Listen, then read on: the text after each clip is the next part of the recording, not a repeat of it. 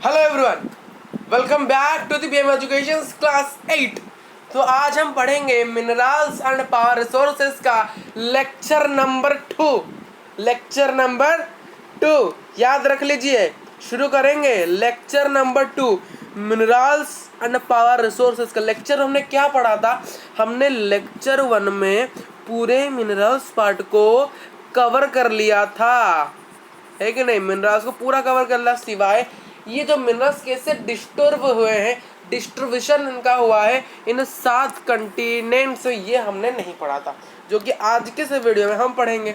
तो शुरू करते हैं गाइस। तो डिस्ट्रीब्यूशन ऑफ मिनरल्स, यहाँ पर एस होना चाहिए था, सॉरी। एशिया, सबसे पहले एशिया की बात करेंगे। एशिया सबसे बड़ा महादेश है, देश तो नहीं, महादेश। इंडिया इज ए देश, है कि नहीं? इंडिया एक कंट्री है, ये कंटिनेंट से मतलब उससे थोड़ा सा बड़े हैं, मतलब बहुत सारे कंट्रीज को अगर आप मिला दो तो एक कंटिनेंट्स बनता है। बात समझ में आई? ठीक, मेरी बात समझ में आ रही है आप लोगों को? सुन रहे हो? कॉपी पेन ले आओ या फिर नोट्स को डाउनलोड कर लो, कुछ भी कर सकते हो।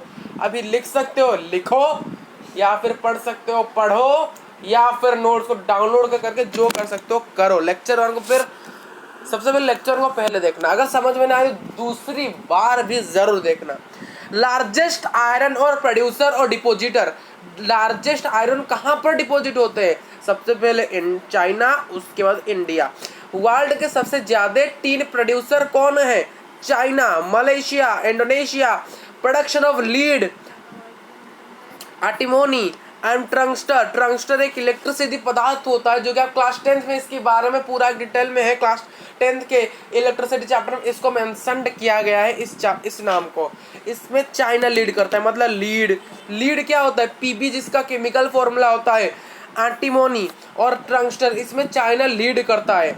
और deposit of magnesium, bauxite, then nickel, then iron, then copper, ये भी एशिया में होते हैं। ये भी सारी चीज़ें एशिया में करे जाते हैं। तो आपको समझ में आ रही है? आगे बढ़ते हैं। यूरोप भी एक लीडिंग प्रोड्यूसर है आयरन ओर का। वर्ल्ड में यूरोप भी एक आयरन ओर का लीडिंग प्रोड्यूसर है। कंट्रीज विद लार्ज डिपोजिट्स, ऐसे कंट्री जिसमें आयरन ओर की ज़्यादा डिपॉजिट होती है यूरोप में, कौन कौन? वो Russia, Ukraine, Sweden, France. Mineral deposit of copper, lead, zinc, वो कहाँ पर होता है? और मैग्नीशियम, निकेल, ये कहाँ पर? ईस्टर्न यूरोप में होता है ज़्यादा, और यूरोपियन रूसिया, मतलब जो रूसिया का कुछ पार्ट हमारे एशिया में है और कुछ पार्ट यूरोप में। जो यूरोपियन रशिया है वहाँ पर भी nickel, copper, lead, zinc, magnesium इनकी होती रहती है क्या? डिपॉजिट्स। आगे बढ़ते यहाँ पर देखिए, नॉर्थ अमेरिका और साउथ अमेरिका दोनों है। तो भाई नॉर्थ अमेरिका जानते हैं। नॉर्थ अमेरिका में लोकेटेड 3 जोन्स हैं। मिनरल्स डिपॉजिट के 3 जोन से कहाँ पर? नॉर्थ अमेरिका, मतलब मिनरल्स के 3 ही जोन है। कौन कौन? कनाडियन रीजन ऑफ नॉर्थ, क्या क्या है? पहले Canadian region of north of Great Lakes, ये पहला याद रखना है। Canadian region north of Great Lake, Appalachian region, then mountain range of west. ये 3 रीजन ही सिर्फ मिनरल उद्योग करते हैं। कहाँ पर? नॉर्थ अमेरिका में। आयरन और निकेल गोल्ड, यूक्रेन कॉपर, ये कहाँ माइंड होते हैं? ये माइंड होते हैं कनाडियन शील्ड रीजन में। कोल कहाँ पर होता है? देखिए, पहला जोन में, ये जो पहला जोन में ये सारी चीजें होती हैं, दूसरे जोन में कोल होता है। अप्राचियन रीजन में आपका कोल प्रोड्यूस होता है। तीसरे जोन में क्या होता है? देखिए, ये तीसरा जोन है हमारा, western mountain range in the western, मतलब वेस्टर्न कोर्डिलेलस ये होता है, जहां पर copper, lead, zinc, gold, silver ये डिपॉजिट होती है।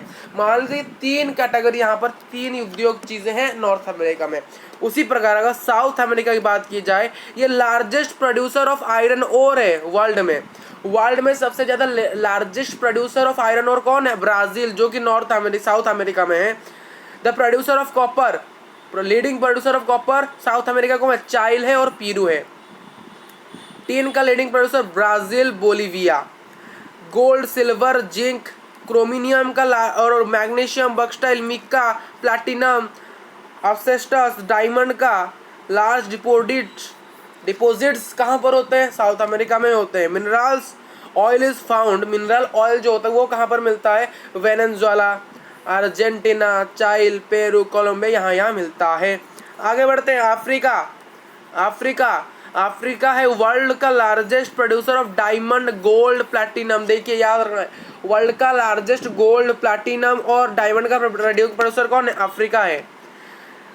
Produce a large portion of world's gold, world का सबसे ज्यादा गोल्ड साउथ अफ्रीका में कौन से होते हैं? जिम्बाब्वे में होता है और जायरा में होते हैं। जायरा और जिम्बाब्वे में ज्यादा गोल्ड प्रोड्यूस किए जाते हैं। कॉपर, आयरन और क्रोमानियम, यूरानियम, कोबाल्ट, बक्सटाइल, ये सारे भी हमारे अफ्रीका में मिलते हैं। ऑयल कहाँ पर मिलते हैं? ऑयल नाइजीरिया, लीबिया, अंगोला, यहाँ मिलते हैं। ऑस्ट्रेलिया लार्जेस्ट प्रोड्यूसर है बक्सटाइल का इन द वर्ल्ड में। लीडिंग प्रोड्यूसर गोल्ड में भी है, डायमंड में, आयरन और में है, निकल में भी है, और rich in copper, lead, zinc and magnesium, इन सारे चीज़ों भी ऑस्ट्रेलिया में मिलते हैं।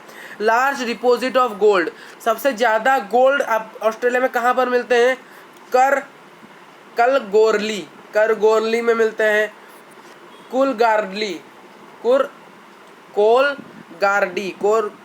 कुलगार्डी में मिलते हैं। ये वेस्टर्न ऑस्ट्रेलिया के जगह के नाम हैं।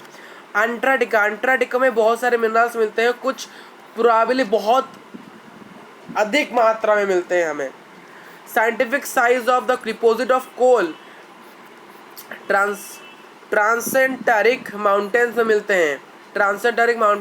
आपके कोल्स। आयरन कहाँ पर मिलता है? Prince Charles mountain of eastern Antarctica. Iron और गोल्ड, सिल्वर, ऑयल, ये सारे कॉमर्शियल क्वांटिटीज में वहाँ पर कॉमर्शियल क्वांटिटीज यानी बेचने के मामले, प्रॉफिट अर्न करने के लिए। पावर शुरू कर ले। आपका इम्पोर्टेंट पावर, मिनरल्स खत्म हो गया। पावर एक बहुत इंपॉर्टेंट रोल प्ले करता है हमारे इस लाइफ में, एक वाइटल रोल। हमें power industry, agriculture, transport, communication and everything के लिए हमें सिर्फ पावर ही चाहिए। पावर क्या होता है? पावर को दो कैटेगरी में यहाँ पर डिवाइड किया है। पहला कन्वेक्शनल, दूसरा क्या है? Non convectional resource. ये रिन्यूएबल रिसोर्सेज कुछ होते हैं, एनर्जी होते हैं, कुछ रिन्यूएबल जिसे हम फिर से बना देते हैं उन एनर्जी को, वो रिन्यूएबल, कुछ को हम फिर से नहीं बना सकते। तो क्या है सोर्स ऑफ एनर्जी? जो हमारा होता है सोर्स ऑफ एनर्जी, उसे हमने दो पार्ट में क्या क्लासीफाई किया है।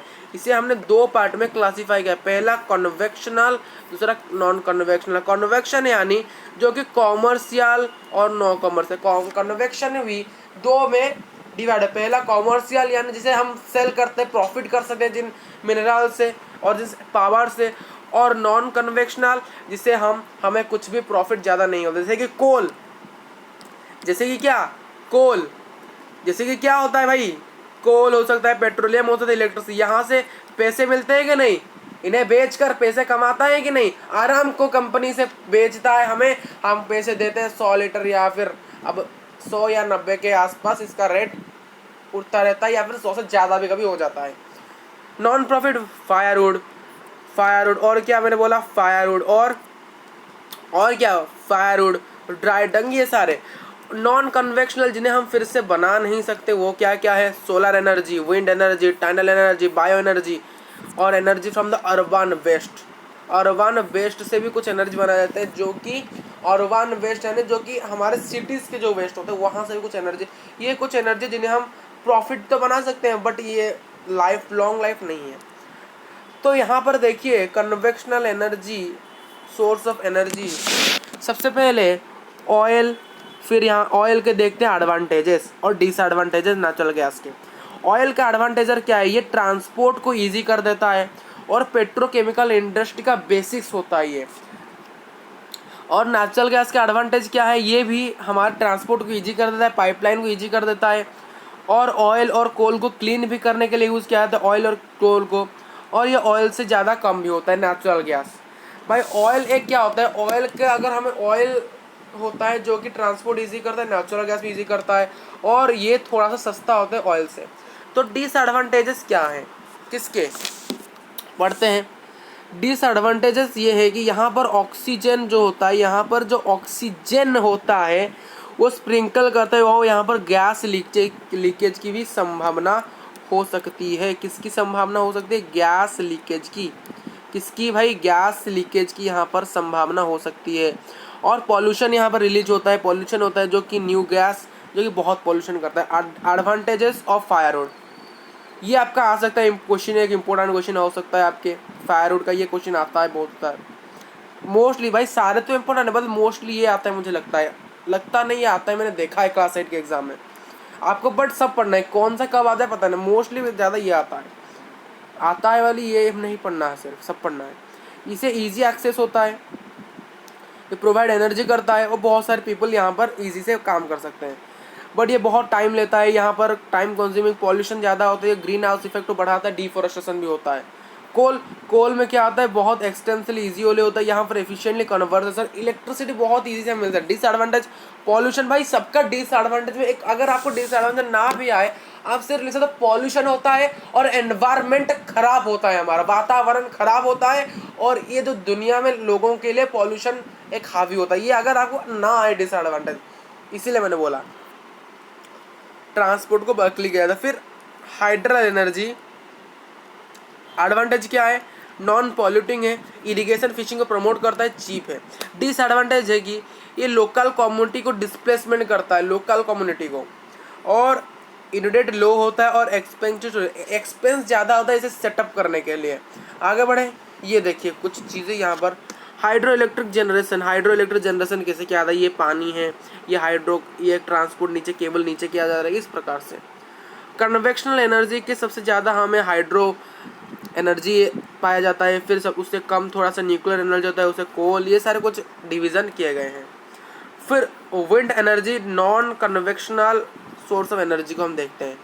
विंड एनर्जी एक जो कि नॉन पॉल्यूटिंग होता है, लॉस्ट कॉस्ट होता है, और सेफ और क्लीन होता है। इसके भी कुछ डिसएडवांटेज है, ये नॉइज पॉल्यूशन होता है, और जो विंड माइल्स होते हैं, जो विंड माइल्स आपने देखा होगा जिसको सेटअप करने के लिए बहुत पैसे खर्च होते हैं, ये बर्ड्स के लिए बहुत हार्मफुल है। सोलर एनर्जी क्या होता है, सोलर एनर्जी एग्जिस्टेबल है, नॉन पॉल्यूटिंग, ये पॉल्यूटिंग नहीं, बट इसके भी कुछ डिसएडवांटेज है, एक्सपेंसिव। देखिए non conventional source of energy हमारे लिए, वातावरण के लिए बहुत क्या है, बहुत बहुत बहुत सुइटेबल है, बट एक्सपेंसिव है। एक्सपेंसिव यानी पैसे बहुत खर्च होते हैं, और कुछ कुछ कहीं कहीं एनिमल्स के लिए वो खतरे बन देते हैं, ये सारी चीज़ें। और diffuse some energy to get waste, अगर यहाँ पर एनर्जी बहुत वेस्ट होता है और पैसा बहुत खर्च होता है। टाइडल एनर्जी क्या होता है, नॉन पॉल्यूटिंग होता है और एग्जिस्टेबिलिटी होता है, ये वाइल्ड लाइफ हैबिटेट को खत्म कर दिया, एनिमल्स के ऊपर ये जो नॉन कन्वेक्शनल एनर्जी ज़्यादा प्रभाव पकाता नहीं, डालता है, उसका प्रभाव पड़ता है, किसका, इस चीज़ का, और हार्नेस के लिए डिफिकल्ट है। Emits large amount of energy, nuclear energy जो कि है, जो कि एमिट्स करता है बहुत अमाउंट की एनर्जी, बहुत एनर्जी यहाँ पर चाहिए हमें। जनरेट्स रेडियोटिव वेस्ट यहाँ पर है, और एक्सपेंसिव, ये सारे एक्सपेंसिव होते हैं यार। तो बायोगैस लो कॉस्ट होता है, और फिर क्या इजी टू ऑपरेट होता है, ये सारे, और बायो वेस्ट यूज़ किया जाता है यहाँ पर, बट ये ग्रीन हाउस इफेक्ट मतलब CO2 ज़्यादा यहाँ पर बढ़ जाएगा अगर इसे हम यूज़ करेंगे। देन जियोथर्मल एनर्जी जो कि क्लीन इको फ्रेंडली होता है, जो कि हमेशा अवेलेबल है, बट इससे हमें सिटी से बहुत दूर लोकेट करना पड़ा है, जिसके लिए ट्रांसपोर्ट खर्चा भी होगा, इलेक्ट्रिसिटी में खर्चा भी आएगा। ठीक, तो आज के इस लेक्चर में बस इतना ही। मज़ा आया? और कुछ ही पार्ट रह गए इसे आपके इस चैप्टर के, जो कि हम बाद में ख़त्म कर देंगे। तो तब तक के लिए थैंक यू, बाय बाय, सी या इन द नेक्स्ट वीडियो।